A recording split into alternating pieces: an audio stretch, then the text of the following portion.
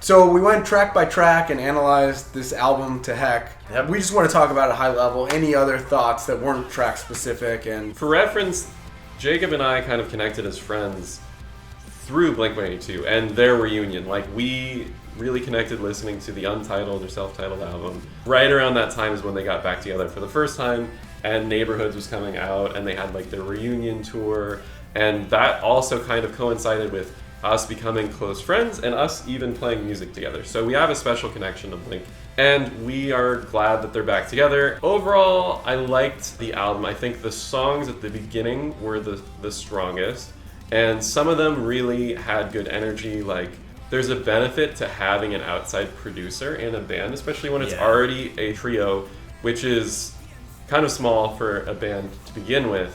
What I think is wrong with this album, if you want to say the word wrong, is that it's maybe just the sum of its parts. It's Travis, who's a very good, amazing drummer.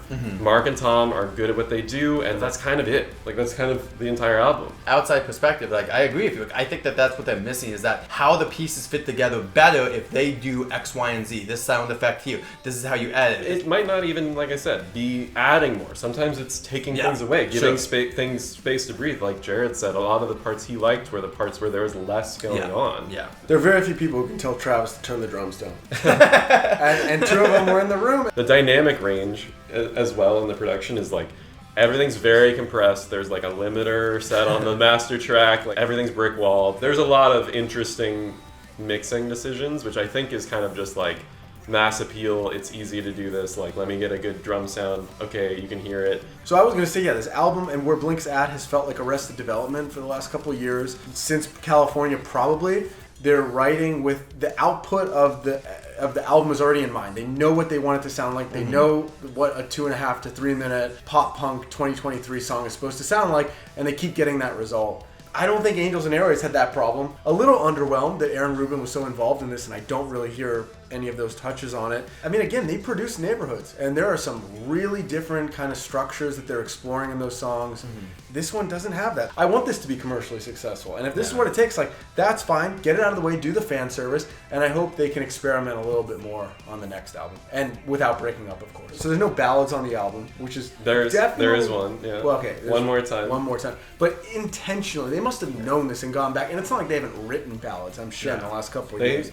There's an image of themselves they want to project with this album. Yeah, it's One More Time. I mean, they did the homage in the music video to all their other music videos they did. There's so much attention still to, and if you watch this hour-and-a-half video, which is the most in-depth interview I think we've had with all of Blink together at one point, breaks down the barriers and gets more authentic than other interviews had. The deep underlying things that he gets into is, Mark's cancer diagnosis and overcoming that, Travis's marriage and having a kid, and the plane crash. And then Tom just is singled out as you left the band, you came back. And there's something extremely patronizing about that as a Tom fan.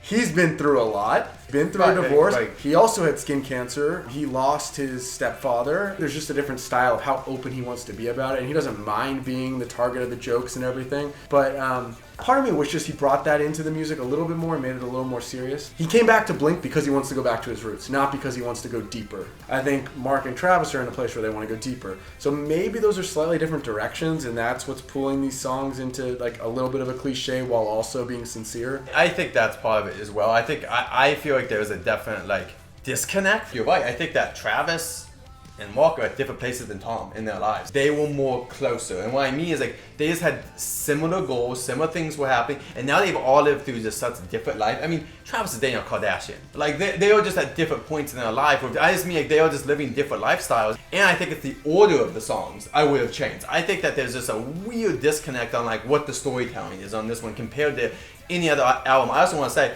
I love Dogs Eating Dogs, which I'm putting out because it's different. I listened to Dogs Eating Dogs and 9 on the way here. Matt listened to different albums. I was going more... I listened to Enema and Take Off Your Pants and Jacket. Neighborhoods, I really thought left off where the Untitled album was. Even though they did Angels and Airwaves, even though they did Plus 44, even though they did the Transplants and in different directions, when they came back together, Neighborhoods felt like it was almost the next in that iteration. This does not feel like the album you would have heard after Dogs Eating Dogs. If they went in the studio the next year, 100%, I agree. This is like a reversion into something different. The point is this, I think we all in our own way like this album for different reasons. My thing is I hope it's not their last album because I feel like there's a stronger Blink that they haven't got to yet. I feel like this is an album that they have to get through so that we can get back to what I think all fans can agree would be one of their best albums. Because it feels like, oh, we want to be funny here, but then at other points we want to be super serious, and I just feel like it doesn't match. There's like things thrown in here that are like just there because they just had an idea, and once again, is extra tracks, that's fine, but they threw them in here at points that are not extra tracks. So Blink at their peak is able to walk that line, I think, and the pendulum swings between totally flippant teenage to the most sincere. Songs. Yeah, or I would say Not Now on an album where they're also still talking about that. But yeah, on this album, I think it's not done as artfully, probably. It feels a little more artificial the way it's put in there. Yeah. And it feels like they're playing to their reputation. Like, they're known for these, like, Enema of the State songs. And so they're writing songs that have to fall within those boundaries, maybe with One More Time being the exception. I mean, you are looking at it through the lens of, okay, what was successful? What were we good at? What can we do? And, you know, Tom talks about it in the interview. This is what we're good at. So, like, I don't know if that was the lesson to learn. Like, when you look at it in that perspective, you're almost emulating yourself from your older albums, which is always hard, and it's a critique that older artists get when they compare to their newer work. When they did Adam's Song, or they did I Miss You, or they did Stockholm Syndrome or something, they may have had influences, but they weren't like self-influencing. They weren't like trying to, we have to sound like we used to before. They were trying to make an interesting piece of music that stands on its own. Yeah. I don't think these songs, like some of them, they try and be catchy. As a Beatles fan, historically, right, we always talk about like ending on Abbey Road. There's not many bands that went out on a high note. And if they got back together 10 years later, they probably would have written something that sounded like the Beatles in 1964, I Want to Hold Your Hand or something. Blink, the problem is they almost got too much distance. I mean, I do think they ended on a high note. Untitled is the pinnacle. Yeah. They walked away from it, and with distance, they came back. And they didn't come back to where they left off this time. They came back to where they thought they had to be in like 1999. I hope a second album, they I would love stretch out album. A little more. Yes. I think we could all agree on this. I think we all think it could be produced better, probably by an outside source.